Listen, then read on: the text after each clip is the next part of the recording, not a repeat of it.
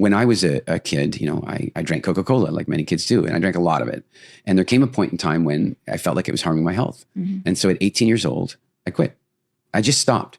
But what I noticed was that the people around me were blown away by that. They're like, you what? Like at 18, you just decided to stop?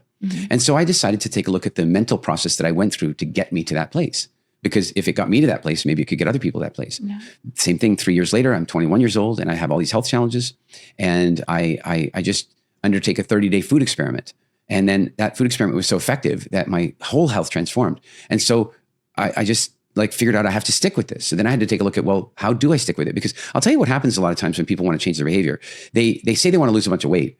Well, they lose the weight and the pain is gone and the motivation too. And so then they start eating donuts again. Right? The binge, feast and famine routine. And so what I wanted to do is say, well, how do I maintain this even when I'm out of pain? And so it means you have to look at a different model of transformation than the typical one. It's easy to get people to change if you just offer them pleasure and hit them with pain, but that'll never last. You have to do something else if you want it to last. And so it really started there. It really started with, how do I get myself to change?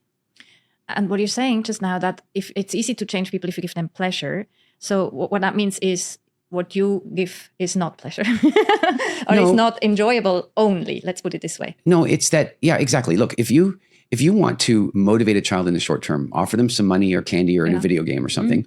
And then if they don't do it, threaten to ground them and take away their digital privileges. Fine. You'll be able to modify their behavior for an hour or two, maybe a day or two. Yeah. But at the end of the day, they're going to rebel back against that. What you really want to do is try to figure out how to actually change their behavior, not constrain their behavior with the carrot and the stick.